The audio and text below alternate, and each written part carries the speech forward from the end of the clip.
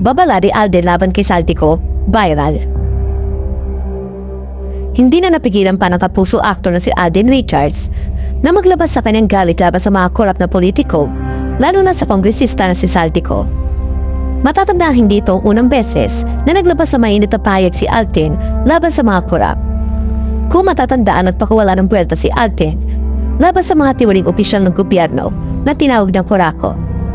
Kasunod lang ito ng pagkakagawit ng Mr. na panindating kalab team sa Aldab na si Min Mendoza na si Quezon City 1st District Ado Atayte sa flood control scandal. Sa isang panayam, iginit ni Alden na hindi siya natatakot na magsalita o mag-post laban sa mga korap na politiko. Ayon pa nga sa kanya, tamaan na ang mga tamaan na tila patutsada niya kay Archo. Aniya, Coraco, ipinupus ko yon, tamaan na ang tamaan. Sabi nga sa kanta ni Glock 9, yung favorite line ko, yung sa chorus part, ang sabi, bato-bato sa langit, ang tamaan huwag magalit, ang matamaan huwag masyadong halata. At ngayon, ay viral naman ang post ni Alden, ngunit sa pagkakataon ito, ay laban naman kay Saldico. Matatandaan marami ang galit kay Saldico dahil isa umuno sa mga politiko na may pinakamalaking nabulsa.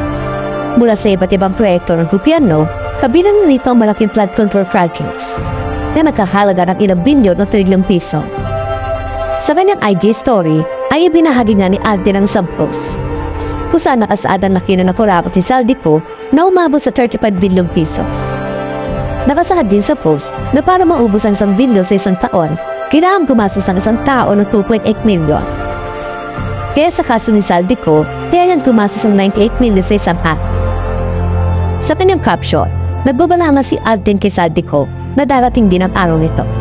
Nababayaran nito ang kanyang kasakiman na pumikil sa buhay ng maraming Pinoy.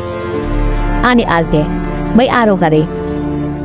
Ngunit malalim ang pinanghugutan ni Alden, gaya ng maraming Pilipino.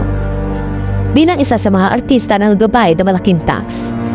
Sobra-sobra umano ang kanyang galit, lalo na sa isipin ang pinabayag niya na dapat makakatulong sa mga Pinoy, lalo na sa mga mahirap ay napupunta lamang sa mga bulsa ng mga buhaya o korap na politiko upang tustusan ng lavish lifestyle na mga ito habang nagdudusa ang maraming Pinoy.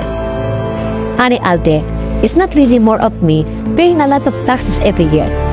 It's when I see people suffering. That's what I cannot take, not as a taxpayer, but as a Filipino. Doon ako galit na kayo, itong mga korap na ito.